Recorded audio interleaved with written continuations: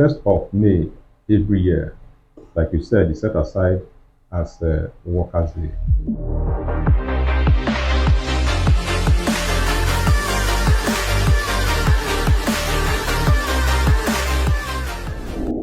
Hello, welcome to Noble TV Live with Lily Kelvin. Today we're going to be looking at a Workers' Day celebration. Now, May 1st every year has been set aside to celebrate workers in Nigeria. Yes, we need to give kudos to workers, the civil servants, because they are doing their best in seeing that things go well in the country. And now the TUC and NLC coming together asking workers to come out on that day, May 1st, to join, celebrate Workers' Day, and also to participate in activities that will be taking place that day. Now, joining me on this conversation is Mr. Augustine Omilo. Good to have you. Thank you very much. All right, so come May 1st, 2023 is set aside as Workers' Day. What are the expectations of Nigerians, of civil servants? What are we to expect, or what are we envisaging on that day? 1st of May every year, like you said, is set aside as Workers' Day. And it's supposed to serve as a day of reflection, a day of speeches showing the way forward as far as workers are concerned, particularly in Nigeria. Though it's a worldwide day, it's not just a day celebrated by Nigeria, it's a worldwide International Workers' Day. Yeah. Now, one of this year, special because the expectations of Nigerians are high. The reason is because in the first place, Ajayro, the present labor union leader, has just come on board. So Nigerians have not heard from him per se, in the past 6 months or so when he was actually voted in as the new president of the workers union. Yeah. So the expectation is so high because everybody is expecting Labour to show Nigerians their policy direction, towards actually making the welfare of workers a priority by government. Also showing the welfare of workers from their own angle. Don't forget, yesterday was just celebrated as safety of workers or safety in the workplace.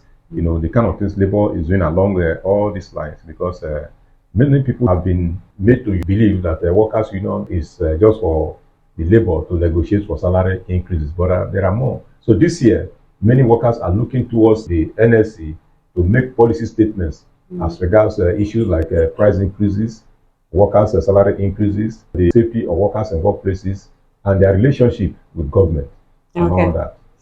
Okay, now speaking about the NLC, would you say they're actually out to assist workers to being balanced or placed in a very comfortable position by government? Would you really say that the NLC is actually on a drive to see the welfare of workers being looked into, or they are just after themselves or what they can gain?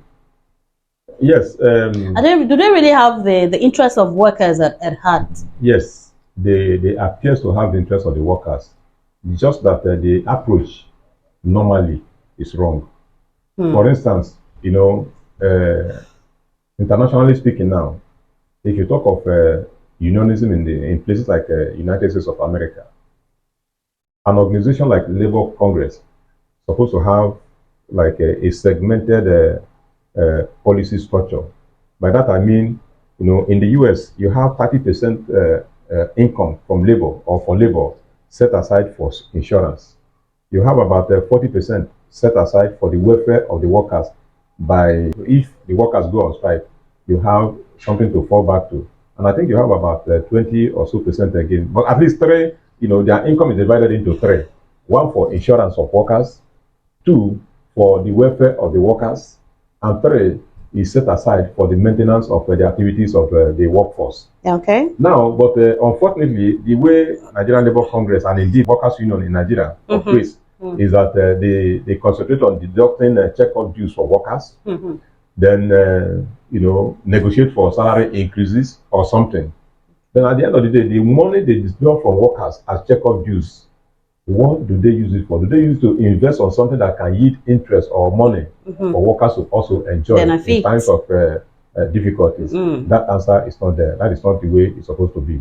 So labor unionism in the country is still like maybe they inherited it from other people without making improvements to Yeah. reflect the international best practices. Okay. So Now, I'm just believing that I've answered your question, whether they are working in their own interest or interest of workers. I say they are okay. working in the interest of workers, but just that the approach is Is wrong. wrong. Yes. Okay. Now, speaking about the NLC, how would you rate their performance in retrospect and also now, seeing that we have a new leader? How would you rate their activities back then and now? Let's just say Yes. if they have done well. Yes.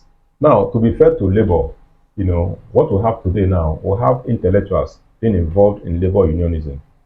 We have people who are actually very educationally sound Okay. today, who are not given to the gra approach before. Because in the past, we saw people who come up to act as labor leaders, picked from the factories, people who are really disgruntled, people who are, actually, like, if you like, call them the talakawas, people at the lowest step of the organizations coming up as labor leaders. And they were given to, like, fighting like street people. Each time you saw them coming, people will run away or something. But today now, labor union leaders are more refined. One must give that to them. But if you look in retrospect, you see that the labor unions of today or leaders of today are not exactly as democratic or as progressive as the ones of the past. In the past, for example, let us begin with even Michael Umudu, the father of labor movement in Nigeria. By 1945, when the first industrial action took place, the industrial action did not take place just because of the welfare of workers. It was part of the reasons.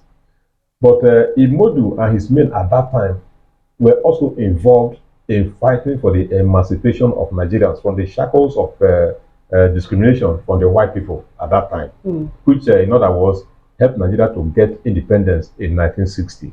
So they were not just workers' welfare fighters, but they were also democratic group at that time. Okay. Now, even as recent as 1993 was, or is now, the labor union leaders, including people like Ove Kokori, who was the chairman of, I think, Nupeng, or one of the petroleum industry workers. I'll say, yeah. Yes, he led his team with the cooperation of the main body of the labor union, led by Oscar Bafiao at that time.